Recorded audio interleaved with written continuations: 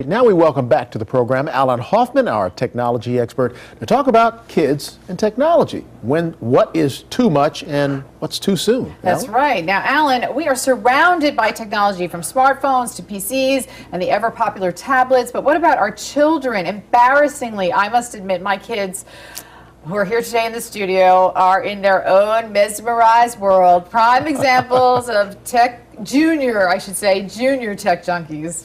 And I know you have kids around the same age. So what do you think about that? The kids being on the iPhone and the iPad? I think you need to do it in moderation. I mean, I think everyone is trying to figure this out, but I think the issue is we sort of have this idea that, oh, technology, we need to get our kids into it soon, give them an advantage.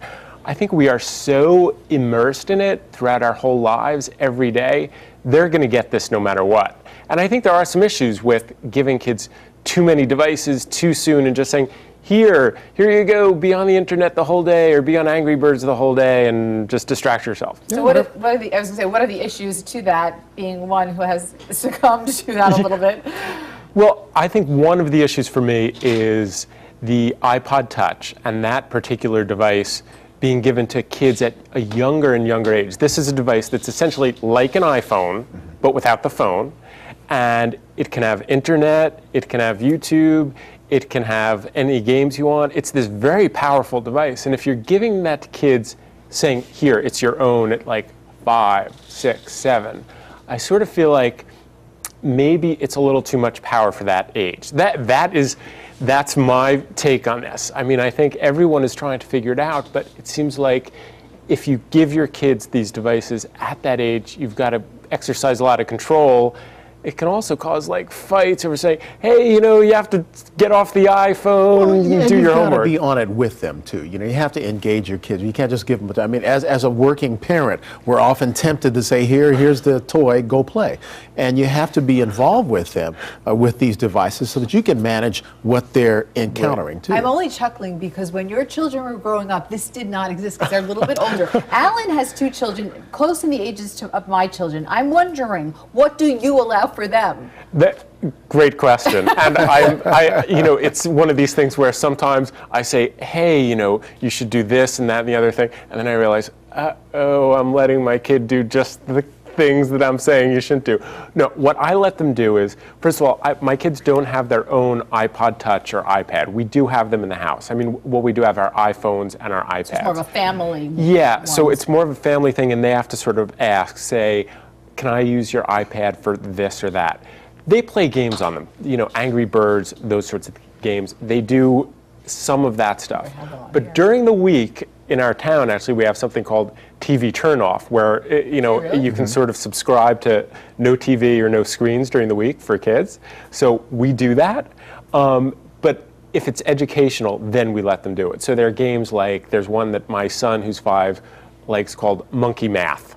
So he will play that, for 15, 20 minutes.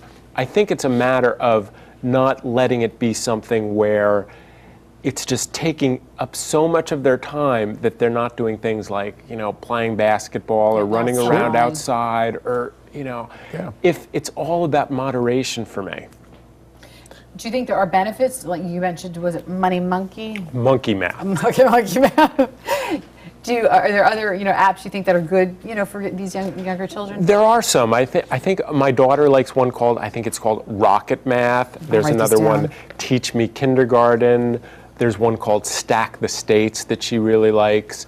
There are actually a lot of really great educational apps out there. And frankly, I was sort of suspicious before she started using them. Since my view was a lot of this stuff is just going to be some dumb game, maybe with advertisements at the bottom, to sort of let them distract themselves for hours and hours. But then, my daughter's getting into, say, this Stack the States game. She's learning about states, asking me questions. It's a little more interactive and fun and sparking her curiosity than I might have imagined. Well, this is a big challenge for the baby boomer generation, especially those on the farther end of it, people in their 60s who have young grandkids, and the grandparents are just learning about all this stuff, and the grandkids are, look, Grandma, look what I got.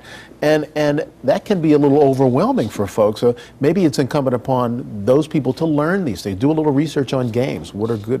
What are the better ones? You know, that kind of thing. Right. And some of them are really, I mean, I think some people are really finding that, hey, they're learning about technology from their grandkids. They realize, hey, my grandkid is playing around with this iPad. Maybe that's the computer I should have because I can take it, you know, to Florida and then bring it back here. Yeah. But I feel like my children even give me lessons. My older son, who is not on TV today and will not be named, helps me when I want to do a PowerPoint or something. He's like, Mom, you just do this, you know? Exactly. I'm waiting for that time for my kids. It still hasn't. We still haven't gotten there, 5 and 8. But, well, right, because yeah. the little ones, it's different. You know? But there is a time, isn't there, when you want to turn off and just sit around the table and chat, or you're in the den and you want to have that interaction with your kids without having a device in the way. And that is the key to it. To me, part of it is I know that these devices, it's irresistible to me. You know, I was just going to say that we do yes. it. See, that's the thing. We are modeling these things for our kids.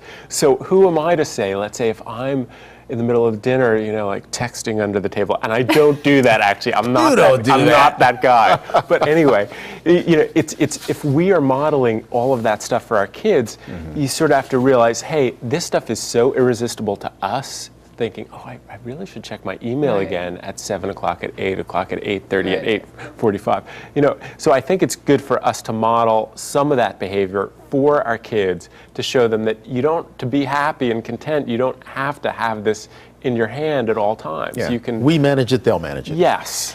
Well, I'm really glad to learn this, and I hope my kids heard everything that you said, because we will follow your lead, Allan. Thanks so much, and I know you'll be back soon again with more great information.